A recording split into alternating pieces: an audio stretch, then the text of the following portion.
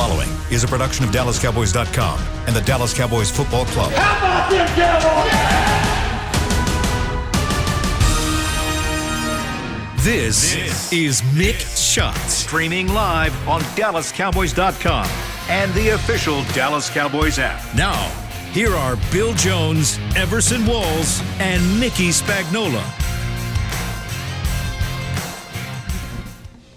And we are back for another edition of Mick Shots. It is a Senior Bowl edition of Mick Shots. We've got our Super Bowl matchup all set, and the Cowboys now, 3 weeks into the 2021 offseason. We've got so much to get caught up on as we welcome you to another edition of Mick Shots as Mickey Spagnola is inside the SWBC Mortgage Studios at Ford Center at the Star in Frisco. Ready for duty. Everson Walls inside his own SWBC Mortgage Studio at his home.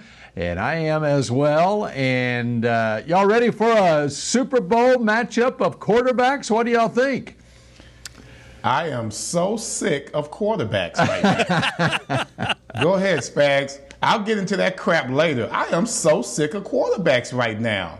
Jeez. I have to have my own show for that one. Go ahead, Spags. No, Everson, I didn't say quarterbacks. A Super Bowl matchup of cornerbacks. Yeah. Oh, sorry. Yes. Looking forward to it, William. Thank you, sir. Spoken like a true defensive back, right? Mickey, you got to be excited that this is a Senior Bowl week, that you're able to monitor things from a distance. We're a week away from Media Day at the Super Bowl, and you got to do that from a distance. But you got to be excited that the Cowboys are now 3 weeks into this, and there's not much to talk about as far as this coaching staff right now. That things are resolved. It looks like it's resolved. I don't know. I don't know if there's another move coming or not. I'm still looking at that linebacker position, coaching position. We'll see what ends up happening there. But I'm sort of with Everson on the quarterback thing. Not so much the Mahomes. But can we get a little bit more of Tom Brady on how spectacularly he played in the game with 3 consecutive interceptions? You know, and I thought he was really good afterwards when they interviewed him on the field, when he basically said, hey, go talk to some of the other guys, right? Maybe go talk to those defensive guys, right? Maybe go interview Green Bay, right? And figure out why the go interview the cornerback for Green Bay, number 20. Well, I got a comparison on that one too, by the way. Or the head coach who decides kicking field goals is a really good thing, right? And when we get into this, Bill, I'm gonna get into the Cowboys making that same sort of decisions in the 2009 divisional round playoff game against Minnesota, when the Cowboys went up against a team that was nearly averaging 30 points a game. And in their last 2 games in the regular season, they scored 30 and 44. Yet the Cowboys on 4th and 1 at the Minnesota 38 decided, let's just try a field goal against this team, because as we know, the more field goals you attempt, the closer you are to losing. So I think those are the things that really decided this game, all right? Well, and Every the difference there, Mickey, right now has a target on Spagnola's back. I like that. The more field goals you kick, the closer you are to losing. Well, in that case, it was definitely true for the Green Bay Packers. But let's be real, guys. And, I start off talking about the quarterbacks and things of that nature. I know that's just the nature of the beast. I actually recall, because I was playing at the time when they decided to put the quarterbacks officially into their own club. And let's market quarterbacks even more. And so as a defensive player and as a man trying to make his own livelihood at doing the same things that the quarterbacks are doing, I took offense to it, but it is what it is right now. So here we are. Every time we comment on the football game, it's always from what the quarterback is thinking, as if no one else on that particular team has any thought process, individual thought process in their heads. They don't have a life. They're just drones. You know, you guys just go do your job. The quarterback is the guy. It's like the queen bee. That's what the quarterback is. All right, so Green Bay's queen bee been getting praise all year long, deservedly so. Been making plays all year long on his own. It just seemed like he was a coach on the field. Don't worry about Aaron Rodgers. He's going to do his job no matter what. If there's a mistake that's made, Aaron Rodgers will get the benefit of the doubt in any questionable situation. And that's pretty much any quarterback, unless you're Dak Prescott, I guess. So here it is. You have a chance as Aaron Rodgers to do what you do. You're down in the red zone. You've got a chance to either run or throw. Your decision-making process has always been on point and quick at the time. And all of a sudden, Aaron Rodgers gets pressure on him, not just that particular play, but as the game goes on, you can feel him panicking. You can see that he's not as poised as he was. He's not Joe Cool anymore. Now, all of a sudden, Aaron Rodgers makes an instant mistake. It just happened just very quickly. You have a chance to either pass or run on third down. I don't care if you know that the coach wants to kick a field goal afterwards or not.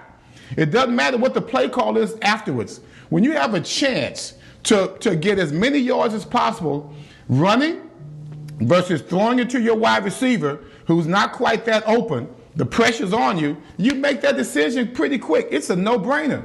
But not for Aaron Rodgers. Not only did he do it once, he did it twice in the same particular situation, to where that moment of hesitancy, which he's never had during the season, cost him effectiveness in that play. And to me, those two mistakes really led to the difference in the ball game. And that's on your quarterback, who MVP of the year, all of that. Everybody, guys, needs a teammate. Everybody needs teammates to pull them out of the fire. I don't care if you're Aaron Rodgers or Tom Brady, it doesn't matter. Aaron Rodgers was supposed to be the guy to make that play. He didn't make the plays twice because he did it. On the other hand, Tom Brady, 3 interceptions, second half. What did his defense do? They stopped the momentum from the Green Bay Packers because their defense stepped up. And my illustration is this. It's a team game.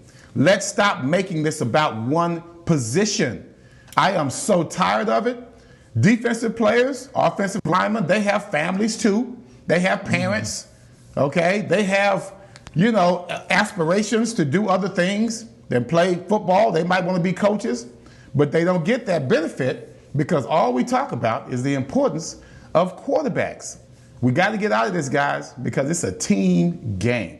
See, and I understand what you're talking about on the third down play, but here's what should have taken place. Matt LaFleur should have told Aaron Rodgers on 3rd and goal from the 8, you've got 2 plays to score a touchdown. Because if I think he knew ahead of time that he had a 4th down play, he could have taken off and run. And even if he didn't get in, he would at least got inside the 5. Might have been to the 2 or 3, right? I think to about the 2. Yeah. I thought the 2-yard line. He could have easily got to the 2. And so if he had known that, I think, and that's why a lot of head coaches, when they're not the offensive coordinator, they'll tell their offensive coordinator, okay, we're in 4-down territory here. Call a play on 3rd down, but no, you got 4th down. So instead of throwing a pass in that situation, maybe you run the ball to get closer to make the 4th down more makeable. But you just can't kick a field goal. And think about this, Everson. when you guys went to San Francisco and won that NFC title game, what was it, 15-13 or whatever it was? 13. Okay. Yes. The key thing. That ball hit the field goal to win it. The key thing in that game was you guys had the ball at the end. You did not put the ball in Joe Montana's hands at the end of the game. Do not put the ball. Well, Steve Young at the time, we had knocked Joe out. Yeah, that's Steve right. Young. Yeah. You don't give them that opportunity, right? You don't give Tom Brady the opportunity to salt a game away. And I thought that's where they made their mistake. And if you look at the other game with McDermott, he's kicking field goals. No, Kansas City's going to score 30 points. I don't care, what It's what just everything like the illustration says. you brought up before my rant, Spags. You can't kick field goals against a team that averages 30-plus points a game. You're right. And that's what they did. They kicked field goals. And, gosh, it would have been, I think, what was at halftime was 21-12. You got to go for the touchdown at the end there and score. Oh, and so since I started here, I'll go back to the Cowboys playoff game in Minnesota, 2009 season. The Cowboys win 11-5. Minnesota finished the season 12-4, and 10 of 16 games they had scored 30 points. They were going to score on you. So the Cowboys' first possession in that game that they ended up losing 34-3, they drove. They were moving the football. Wow. They got a 1st and 10 at the Minnesota 34, and on 3rd and 14, Romo gets sacked and fumbles. On the second possession, they're 4th and 1 at the 30. 4th and 1 at the 30 against a team that's going to score 30 points on you, and Wade Phillips decides, well, we're going to have Sweezum kick a 48-yard field goal. Well, guess what? He misses. It's still 0-0 until Brett Favre hits Sidney Rice for a 47-yard touchdown.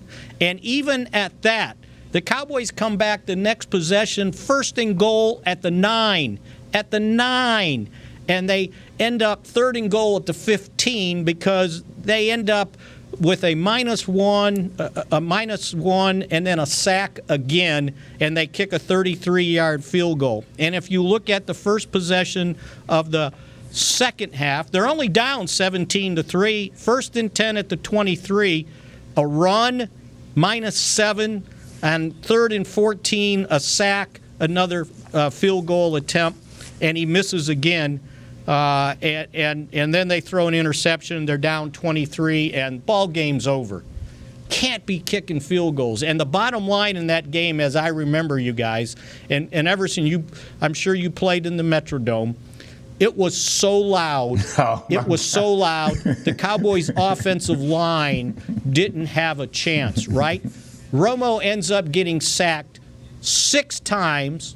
He got hit another 10 times, and they had Minnesota had 11 tackles for losses. So we look at it and, Romo didn't win the game. No, the offensive line got their butts whipped because it was so loud. They couldn't get off the ball on time. And then it played out in 2010 when that offensive line just got old overnight. And we saw what happened with that 1-7 season. So, to me, the bottom line, you're playing playoff games, boy, you better be scoring touchdowns, and you better protect your quarterback. You have to know your opponent, Spags. You know that Kansas City is going to go off, and they're like a streak shooter. Once they score, they're going to continue. You're not going to hold them to field goals, and if you do, they're going to come back and score a touchdown on the ensuing drive, most likely. So that's things that you have to be aware of. You have to know your opponent. Getting back to the Aaron Rodgers situation and that decision, whether you want to go kick a field goal on 4th down or not, whether you are aware of what the coach wants. To me, Spags, I can't allow Aaron Rodgers to be that naive. Okay? Well, coach didn't tell me. Well, you're Aaron Rodgers. Okay, that's all I've been hearing. You're Aaron Rodgers. You should know that this is a possibility, and I'm surprised they didn't discuss it. Why would you say, okay, you call this third down play, and me as a quarterback would say, okay, so that's it? We're just going to call this third down play? What's happening after that? Quarterbacks and coaches go over every scenario. I cannot just say and give Aaron Rodgers the power to say, oh, I didn't know what we were going to do on fourth down. Well, that should have been part of the discussion when the third down play was called. Exactly. You can't go into a third down play, you understand, Maybe it was without discussed. knowing what you're going to do on fourth. I can't give him that leeway there. So Maybe, I can't put that on just the coach or just Aaron Rodgers. Both of them should have known, okay, if we don't make this third down, what are we going to do on fourth down? It's to me, that's a no-brainer. That's a no-brainer. Maybe Matt LaFleur. That'd be like Chris not knowing how to produce. We wouldn't have him back there if he didn't talk about all the things that might happen during the show. Otherwise, we don't need him. That's it. Maybe Matt LaFleur did tell Aaron Rodgers before the third down play, we're kicking a field goal if we don't score a touchdown. And that's why Rodgers made the decision that he did, in his own mind, I can't get to the end zone, so I got to throw it. I don't know. I have no idea if that happened or not. And you could the just tell decision throughout the ball game, the pressure on these guys was immense. And when I say these guys, I mean the Green Bay offense. So not just the Aaron Rodgers and the offense on the field, but the coaches are feeling the pressure on the sideline as well. All of a sudden, everybody's out of whack. No one is going through the procedures that they always go through in a calm situation. And that's why they always say, guys, pressure will bust a pipe. You can imagine what it do to a human being. And that's why a coach makes a decision like that to kick a field goal that makes no sense whatsoever. It made no sense to kick that field goal. Well, especially when you consider. Go ahead, Mickey. I was going to say, just like it made no sense to chase the 2-point conversion when a extra point puts them down 7 points instead of being down 9. They don't take into account. That's right. They don't take into account that, okay, what if the other team kicks a field goal on their next possession? And exactly. And now you have to not only score a touchdown, but also a 2-point conversion. I mean, you just put yourself in that position. Here's the other thing when you mentioned pressure. Tampa Bay's defense sacked Aaron Rodgers 5 times. They hit him another 8 times. Now, I know they didn't have David Bakhtiari, their starting offensive tackle, but boy, that just goes to show you how important in these games it is to protect your quarterback. Brady only got sacked 1 time. They couldn't get to him, right? And he's throwing deep. He's throwing deep, and they can't get to him. So that offensive line in these games is vitally, vitally important to the success of what your quarterback may or may not have. I mean, Mahomes is 37 of 49. Get out of here, right? And he wasn't scrambling for his life. 37 of 49 for 462 yards. And this Buffalo defense had played well previously. Yes, they had. Well, when you look at the Tampa Bay-Green Bay game, one more note on the field goal.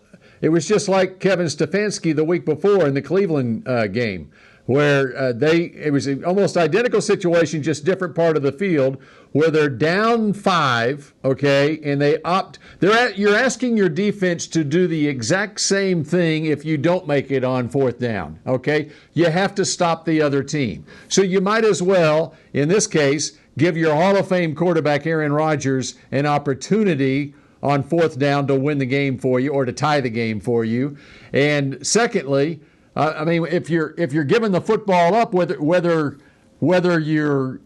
you fail on 4th down or you kick it on 4th down, you have to stop Tom Brady. And so you might as well give your guy a chance. And the same thing happened the week before with Baker Mayfield and Cleveland.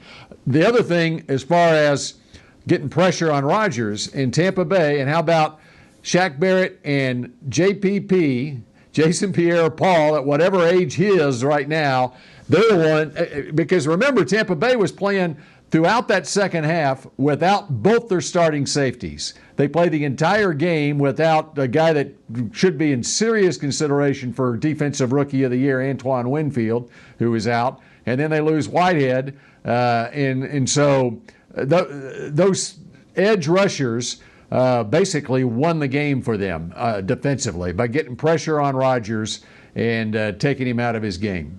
No, absolutely. And so, you know, it's good to see other teams have problems like this, right? This is what happens to the Cowboys, right? The Cowboys never get beat. There's always a reason for it, right? No, they're not. There's never, well, they weren't good enough. No, there's always one play or one coaching decision that makes the difference. So it's nice to see somebody else have some problems. And Everson, how about this? You're talking about the pressure bursting pipes and coaches' decisions and so forth. How about Bruce Arians at the end of the first half? Okay, here's a veteran coach, and they were about to punt the football away with 8 seconds left in the half. And then he thought about it, and okay, yeah, let's go ahead and take a shot. Okay, That's right. And there was some risk, I guess, involved there, because if you don't complete that and you give the ball back to, and then Rodgers, the king of the Hail Mary, gets an opportunity to heave it downfield. But Arians came that close to not making that decision to give Brady an opportunity to burn Kevin King on the touchdown pass to Scotty Miller at the end of the first half. Brady already had his cape on. He had gone to the sideline assuming they were going to punt. He had the cape on. Turns out, Mickey, it was a Superman cape he had on. Yeah, right, exactly. Well, and you know what? Let's be real, guys. And you know what? Go ahead, You know what that reminded me of? You remember the end of the half in the 94 NFC title game that the Cowboys fell behind 21-0? I believe they were down 24-10 at that point, if I remember correctly. I may not. It might have been 20. I think it was 24-10, and there was mere seconds left in the half. And San Francisco had the ball at the 28-yard line, and he ends up throwing a touchdown pass. I believe it was to Jerry Rice, of all people, right? And Larry Brown gets lost on the play and gets beat when basically they had one play left or two plays left. The last thing you can do is let Jerry Rice get behind you, right? And they end up throwing a touchdown pass, similar to that.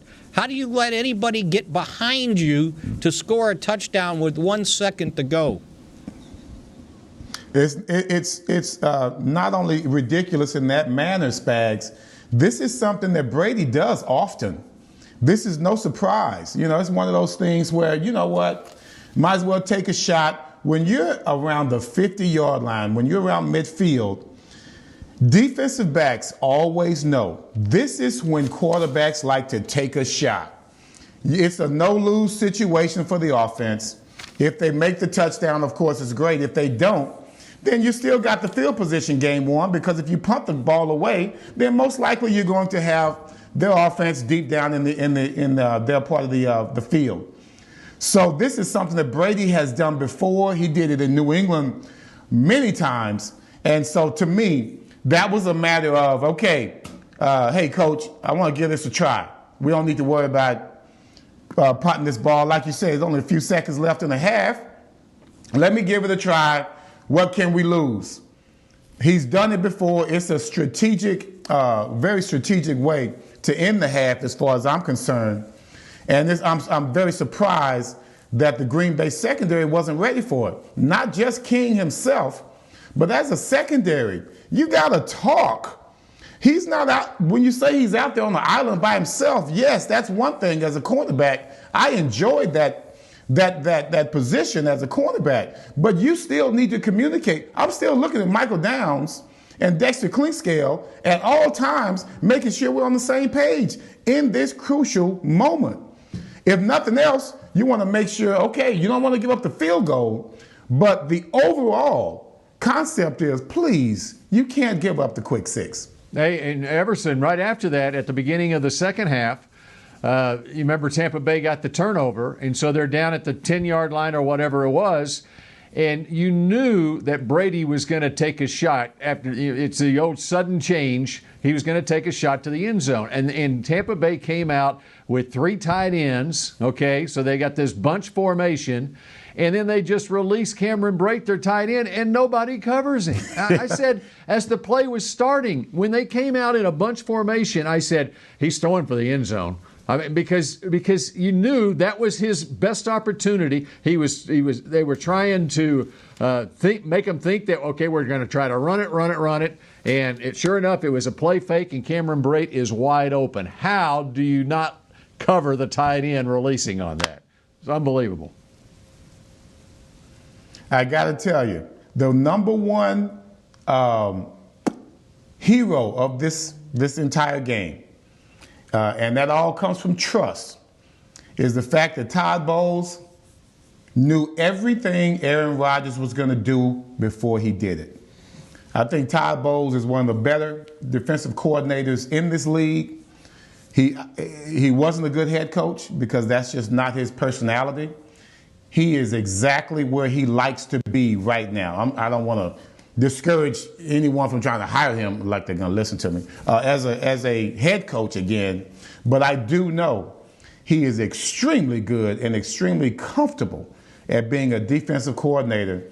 And I would dare say, based on how he took a 40-plus-year-old quarterback and hid all his faults behind his defense that was able to cover Brady's butt for as long as they could, right now they are on a roll. And let's be real, guys, they have a chance to beat KC. I know we'll get into that a whole lot later, but if anyone has a chance to hold down that great Kansas City offense, it's the experience of a Todd Bowles defense. And you know what? He probably knew everything about Brady because he got his ass kicked by Brady twice a year when he was the head coach of the Jets, right? That's right. All right, we need to take a break, and I don't want to give advice to the Houston Texans, who have I think their only team left that has a head coaching vacancy, but Todd Bowles would be a pretty good fit down in Houston as a head coach there. That's good stuff there, bro. Run a 3-4 defense. All right, we continue with more Mick shots in just a moment. Hey there, Cowboys fans. With Tide Cleaners at-home pickup and delivery, cleaning your clothes has never been more convenient. Simply sign up at your local store, set out your dirty clothes, and one of our Tide Cleaners professionals will come directly to your home for a totally contactless experience. Your clean garments will be returned promptly the next scheduled delivery day, so skip the errand and enjoy life, not laundry. Visit TideCleaners.com or your local store to sign up for Tide Cleaners at-home pickup and delivery today. The Cowboys way, where 16 Hall of Famers and 5 championships shows us what success looks like. Where turkey is always the second best part of Thanksgiving Day. Where we are all defined by one single thing, the star. Where we as fans know it's our job to keep the tradition going. Bank of America is proud to be the official bank of the Dallas Cowboys and to support the quest of living life the Cowboys way. Copyright 2020, Bank of America Corporation. Grab some OtterBox gear and get ready for hanging with the boys. From rugged venture coolers to tough as nails elevation tumblers, we've got what you need to keep your game day drinks frosty and your football feast ice cold. And with cases, screen protectors, and power accessories, you can defend your phone and stay connected to every play. Gear up at OtterBox.com and amp up the fun of every Cowboys game. That's OtterBox.com. We're back with a tasty treat that's sweeping airwaves and taste buds. It's new Dr. Pepper and Cream Soda. Let's take a listen. Dr. Pepper and Cream Soda's here. A new combo that's music to my ears, okay. Let's play. Cream Soda and Dr. Pepper time. Pour it in a glass of ice. Ah, music to my ears and mouth. New Dr. Pepper and Cream Soda. A delicious duet. Back to Mick Shots. Tour AT&T Stadium, the home of the Dallas Cowboys. Run on the field, see the locker rooms, and so much more. Tours are available daily. For details, visit attstadium.com/tours. Now, that is a very good sign, Mickey, that we have AT&T Stadium tours, Mickey and Everson, as we come out of this pandemic. And 2021 is going to be so much a better year. When you're opening up to stadium tours, it's a great sign. Yeah, I guess. Hey, I want the Cowboy Legends, when they open that whole program back up again, that's what I'm excited about. I haven't been to an athletic event in I don't know how long. Man, it's been a while. I want to go see some Cowboys next year, man.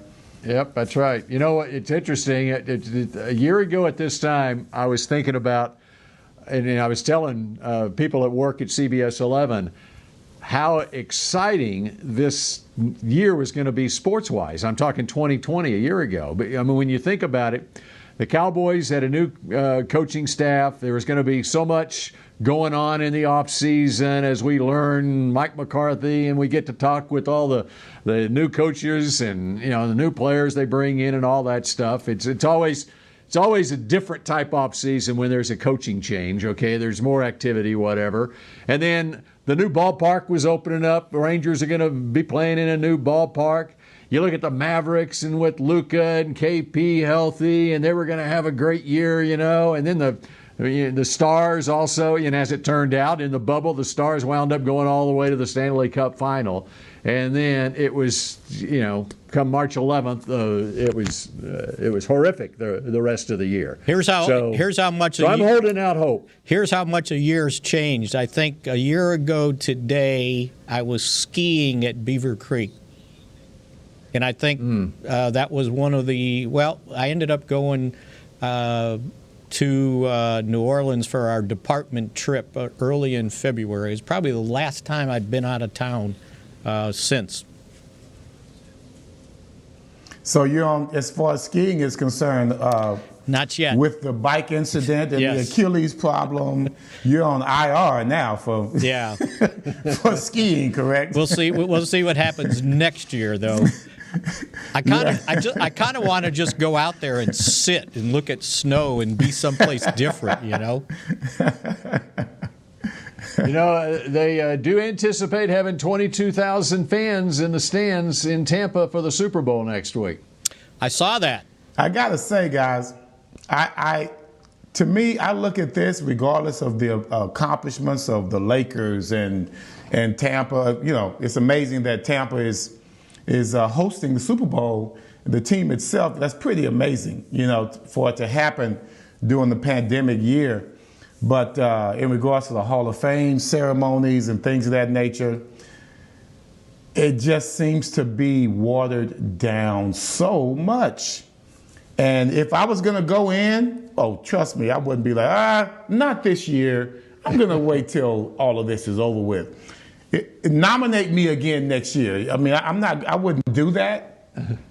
But I will say that if I had a choice, I would choose another year to go in and have all of these ceremonies, more in a normal fashion as opposed to what we're looking at now. Yeah, you would want to have your family there and friends and so forth. Man. Think about all the bells and whistles. Think about how spoiled these people in Tampa are, right? Their team's going to be home for a Super Bowl. Their hockey team, the Lightning, won the Stanley Cup. And the baseball team, the Rays, played in the World Series. But Mickey, it's typical Tampa, though. All this happens in a year where the fans can't even enjoy it. Their hockey team was in Edmonton or wherever they were playing, Toronto, wherever it was. No, they were in Toronto. The Stanley Cup. The baseball team was playing here, right?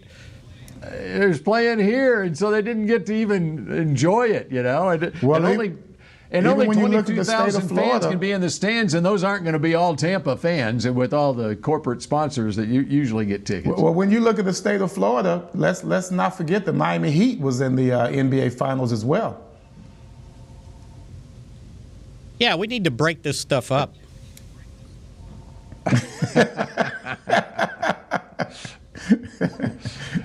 All right, about these Kansas City Chiefs. Okay, there's so much attention, of course, on the quarterback. But let me tell you, in fact, when McCole Hardman muffed that punt early in the game, I told my wife, who's a big Kansas City fan, because her quarterback is from Texas Tech, and she went to Texas Tech. So she's become this huge Chiefs fan all of a sudden the last couple of years, and like a lot of people around here have. But I told her, I said, you watch this Hardman. He's gonna come back from that, and he's gonna do something later in the game. And sure enough, he scored the first touchdown. And then they used him on an end around. But you look at Hardman and you look at Tyreek Hill, and you just look at the weapons that Mahomes has. Hardman, I looked him up at the combine. He ran a 4.33. I think handheld it was a 4.27 or something like that. Tyreek Hill, laser time was a 4.29. And, I mean, when you have that kind of speed on the field, speed kills, right, Everson? Yeah, buddy. It sure does. And it also, I played against guys play like football too. Let's be real. When I played in the 80s, two receivers came around that were two of the fastest players, I guess, to be in the NFL. One was Ron Brown, wide receiver for the LA Rams, or Anaheim Rams, I think at the time. And then also Willie Gault, Chicago Bears. Mm-hmm.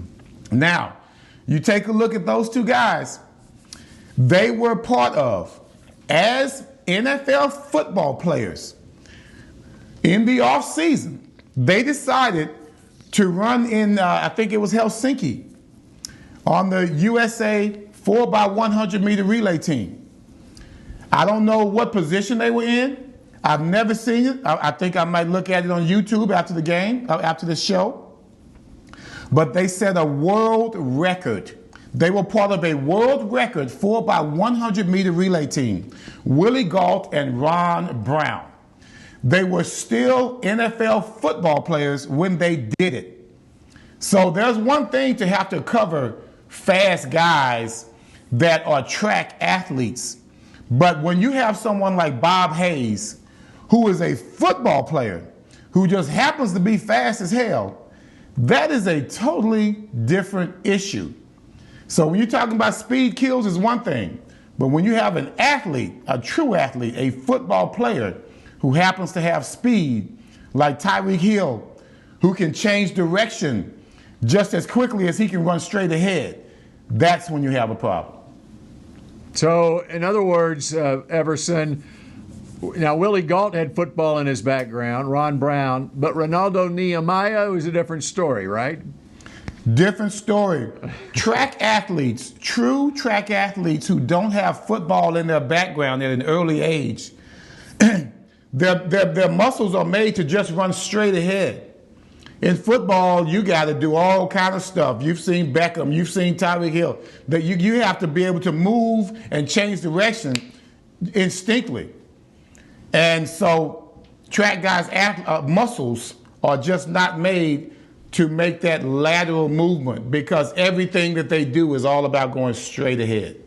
That's the difference between a track athlete and a guy who's a football player who happens to be a fast player. And the poster child for that was Alexander Wright, the Cowboys' second-round draft choice in 1990. He was a track guy, but boy, he just couldn't run routes, and his hands were a little bit slower than his 4.3 speed, by the way. I remember. Yeah, his feet were great, but his hands were slow. I remember at some point that rookie year, I went up to Jimmy and I go, why do you start him? Why do you keep putting him on the field? And Jimmy goes, well, they got to cover him because you never know when he's going to catch one. Well, we had Johnny Lamb Jones, I think the late great Johnny Lamb Jones, who also came to the Cowboys. One of the guys from Lampasas, Texas, if I'm not mistaken. Yep. He won, if I'm not mistaken, he won the Texas state title in high school in track as a one-man team, if I'm not mistaken. I think so. He scored every went to point the Olympics for the track team in Lampasas, Texas, and he won state pretty much by himself. And he was in the 76 Olympics in Montreal. Wow. Yeah, just think, I can't believe I was trying to cover these guys. I don't know. I think I just tried to block it out of my head, just how fast they were. Well, they weren't a threat. They just weren't threats on the football field at all. You know, the Cowboys had another guy, sort of like, I think he was a rookie last year, Dixon. Yes. He was kind of a small. Number 86. He's the guy that got you in trouble in Arizona, remember? Because when Troy got knocked out, he caught that touchdown pass. It was about 68 yards to tie the game. Right. But he was another guy because the next year they were thinking about they were going to try and move him to like running back and have like a hybrid tailback. And I remember Jimmy said he goes, yeah, sometimes with Dixon, you're better off handing the ball to him than throwing the ball to him. And, you know, let's be real. Dixon, he wasn't the brightest bulb in the pack. I mean, so you have to be aware of what you can do. But when you look at Dixon, he is that Tyreek Hill. Yes. I mean, if he would have, just had the ability, the mental ability and all of that to put it together. Because I've been looking at some YouTube videos. He caught a nice skinny post on me. And we were so intent on not letting him catch it, my safety almost knocked me out because it was something that we anticipated. But yeah, Dixon he had the ability, but physically, it was just mentally, he just wasn't there. You talk about that incident in Arizona, that was the beginning of the end of my career with the Cowboys, but it was the beginning of my career as a Super Bowl winner with the Giants, because if it wasn't for that incident and Jimmy Johnson and I cursing each other out going down the ramp in Arizona, then I would probably still would have been a Dallas Cowboy. No telling how that would have turned out. And before we go to break, all right, here's a little trivia question for you. Now, you mentioned Johnny Lamb Jones at the University of Texas in Lampasas. He was on that gold medal winning sprint relay team in the 1976 Olympics in Montreal. How high was Johnny Lamb Jones drafted in the NFL draft in 1980? What pick was he? I think he was late. Okay, you got him late? What round? I don't remember. That was before my NFL days. First of all, I didn't know he was drafted in 80. Yeah. He was I had no idea, because by the time he came around to the Cowboys, I think it was around 86 or 7 or so. You're going to be shocked by this revelation. Johnny Lamb Jones was the second pick in the draft in 1980 by the New York Jets. Yes. Wow. Billy Sims went number 1 to the Detroit Lions, and Johnny Lamb Jones went number 2 to the New York Jets. What? Billy Sims? Anthony Munoz went number 3 to the Cincinnati Bengals in 1980. Hall of Fame. Talk about another sprinter, Everson. Curtis Dickey out of Texas A&M went number 5 to the Baltimore Colts in 1980. Well, in 1981, we were running behind him for about 80 yards at Baltimore. I've seen that speed. I mean, I was way back there, but yeah, I saw it. Yeah, I did. And so Johnny Lamb Jones was the number 1 rated receiver coming out in that draft with that kind of speed. Art Monk, first-round pick of the Redskins, number 18 overall in 1980. All right, we're back with more Mick Shots in just a moment. We're back with a tasty treat that's sweeping airwaves and taste buds. It's new Dr. Pepper and Cream Soda. Let's take a listen. Dr. Pepper and Cream Soda's here. A new combo that's music to my ears, okay. Let's play. Cream Soda and Dr. Pepper time. Pour it in a glass of ice. Ah, music to my ears and mouth. New Dr. Pepper and Cream Soda. A delicious duet. Dear, it's 1908. Don't you think we should get electricity? And stop using candles to see at night. It's just electricity lights up the room fast. It's more reliable than candles blowing out, and people seem to love it nationwide. Well, candles are... Dear, did you just run into the wall? Nope. May I have a new candle, please? Historically, switching to new technology is a no-brainer. Today, it's AT&T 5G. Fast, reliable, secure, and nationwide. Switch to AT&T 5G. It's not complicated. 5G requires compatible plan. May not be in your area. See att.com/5G for you for details. I'm Jay Novacek, former tight end for the Dallas Cowboys. Back in the day, I was the guy who always got the tough yards, and that's why I run with John Deere today. In fact, I have a John Deere 3025E tractor that can handle any yard work I need to do, even the tough yards way out back. So if you have 1 acre or 1,000, John Deere has the equipment that's just right for you. Visit a John Deere dealer today and run with us. We are the official tractor provider of your Dallas Cowboys. There's nothing as unique as our eyes, which is why Essilor pioneers ways to make lenses as unique as you. Verilux for super sharp vision, Essential Blue for protection, and Crizal for freedom from glare. 3 cutting-edge solutions in a single unique lens. So whatever your needs, insist on Essilor. Visit your local Essilor experts and find the perfect lens for you. See more, do more, Essilor. Back to Mick Shots. Cowboys Nation, get the best deal of the season. 60% off all salute to service and crucial catch gear. You heard that right. 60% off these limited time collections. Plus, the Pro Shop has a huge selection of cold weather gear and more deals for every fan. Visit your local Dallas Cowboys Pro Shop or go to shop.dallascowboys.com for the best savings on your new gear today. Hey, you know what I'm doing right now, Mickey and Everson? Sounds like you're shuffling paper. What's up? No, that's me. That would be me. What I'm doing is I'm watching individual drills, the national squad at the Senior Bowl on the NFL Network. They are no longer at Ladd Peoples Stadium in Mobile, Alabama this year for the practices leading up to the game, at the University of South Alabama instead. And, oh, yeah, there you go. There's an Oklahoma Sooner of a center.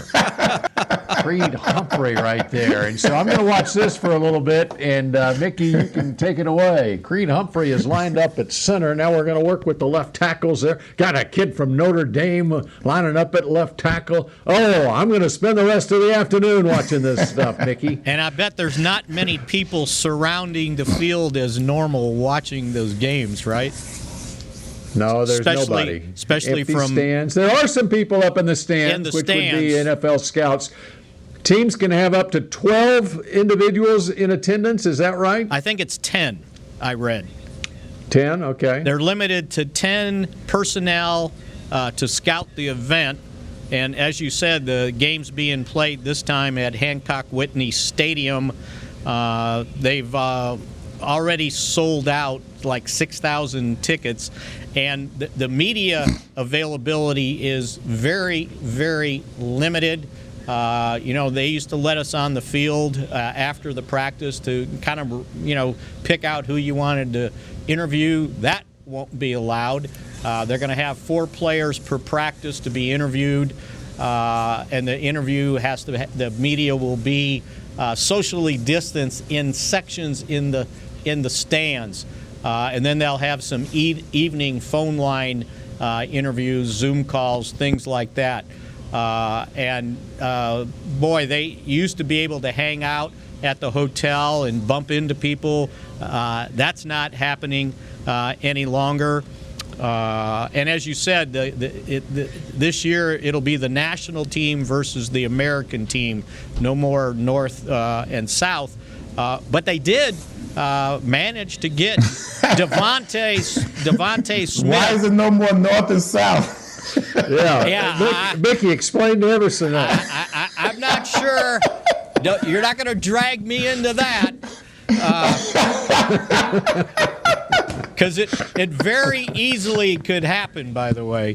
Oh, my God. Although, you know what happened, though, because of the invitations and, not knowing who was going to come or who couldn't, I think they had a hard time dividing it up geographically, so they just kind of put people on teams. But Devonta Smith, the Heisman Trophy winner, is competing in this Senior Bowl, and I read where he's only the 10th Heisman winner to participate in a Senior Bowl. The other 9, Doak Walker. I got one of them. Shut up, Marty. Baker Mayfield. Baker Mayfield was the last one Heisman Trophy winner to participate. If I go backwards, Tim Tebow, Troy Smith, Carson Palmer, Bo Jackson in 1974, John Cappelletti, Pat Sullivan, Alan Amici, and Doak Walker. Wait. Bo Jackson in 1974? What is a third grader? It says, 1974, Bo Jackson. It should be 1986, right? No, that's what it has. You know what? Bo Jackson as a 6th grader could have competed in the Senior Bowl. Probably could have. 14 years old. They probably he was a good enough athlete as a 6th grader.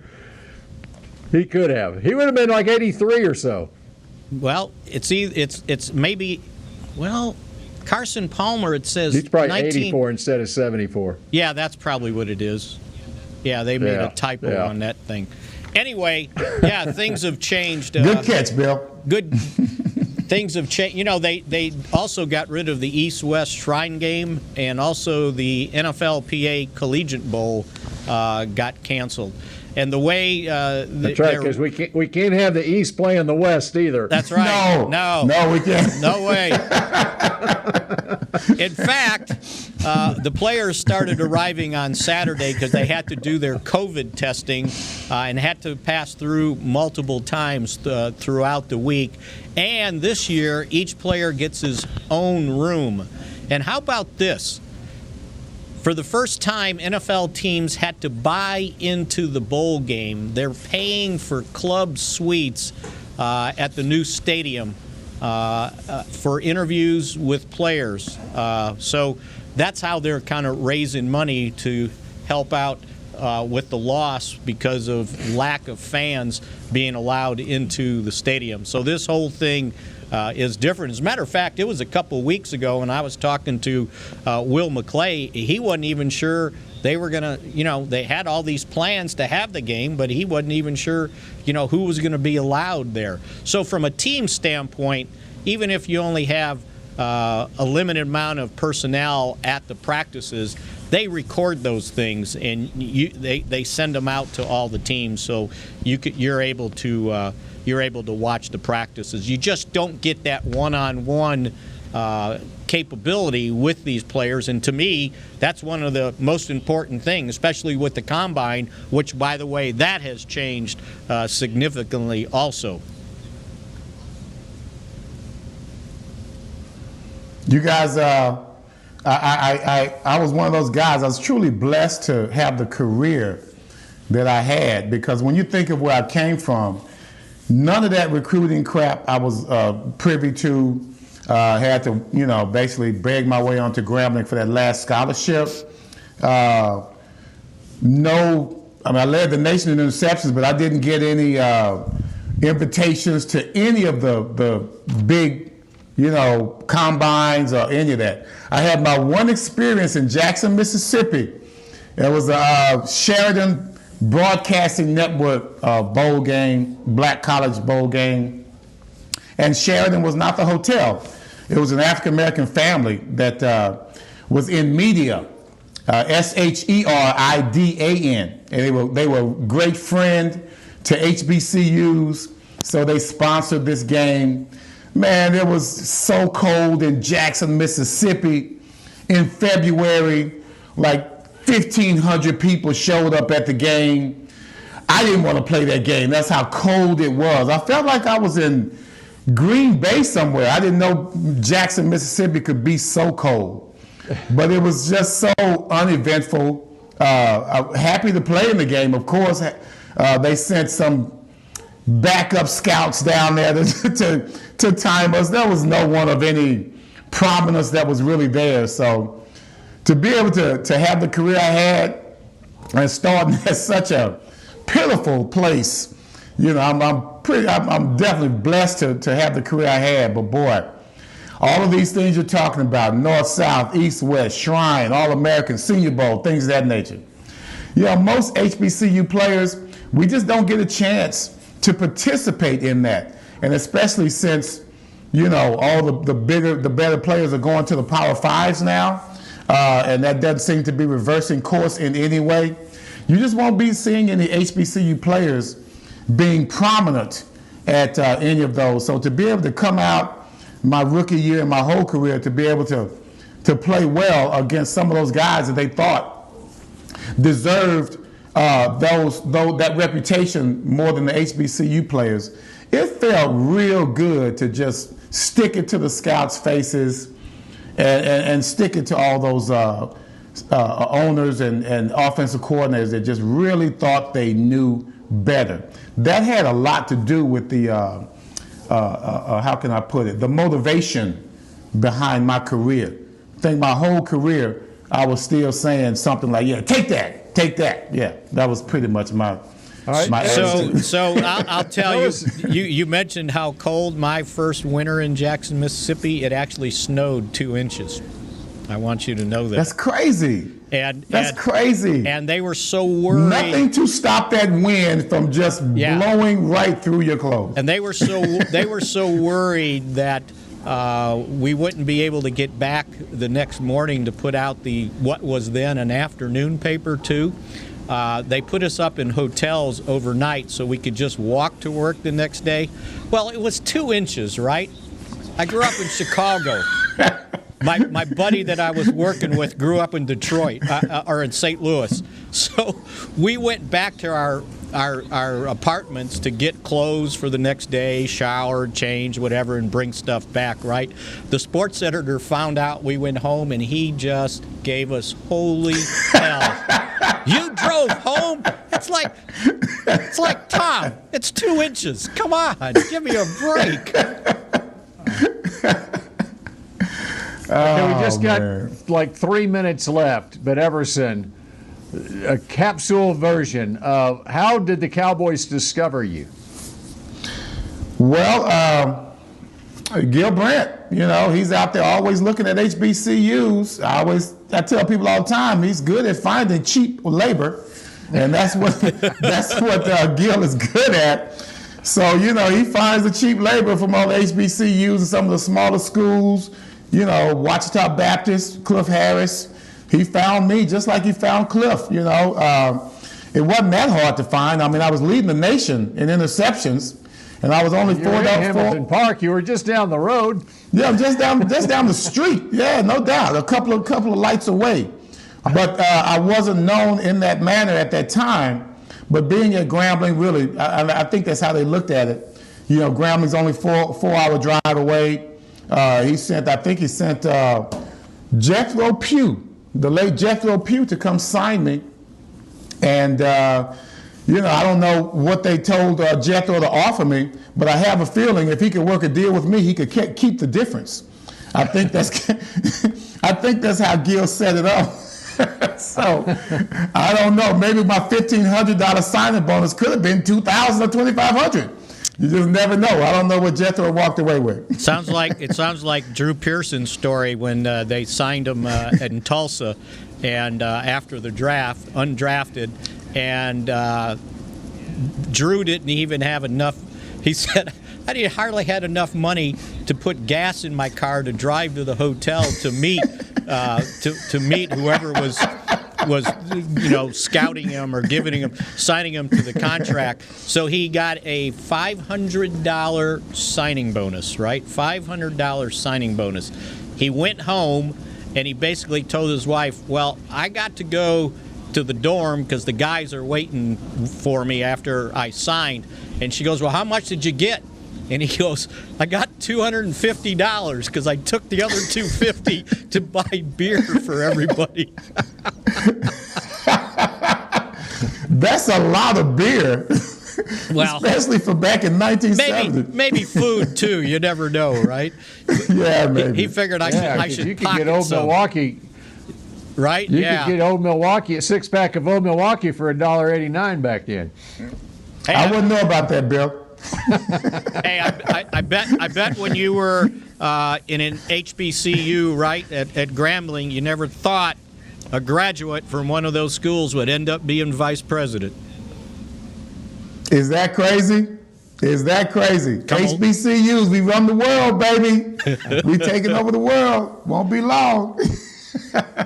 All right, and next week, Super Bowl week, it's also Hall of Fame week. Drew Pearson will be finding out from Big David Baker. He'll probably surprise him at his home or something next week that he's going into the Hall of Fame. And so, Everson, I want you to do your homework on the Hall of Fame finalists and give your breakdown on who should be Hall of Famers in this class this year. Excellent. Mickey, you can do the same. Easy work. That's easy work. And there's so much to get to next week, which it'll be our own version of Media Day at the Super Bowl next Tuesday. And you keep watching those Shots. Senior Bowl practices, okay? I am going to do that. I'll give you a full report on the Senior Bowl. That's your homework assignment. I'll open up my big green NFL draft scouting notebook. I purchased the notebook last week. I'm ready to fill it up. All right. We'll talk at you next week here on Mick Shots. Go Cowboys! This has been a production of DallasCowboys.com and the Dallas Cowboys Football Club. How about this, Cowboys? Yeah!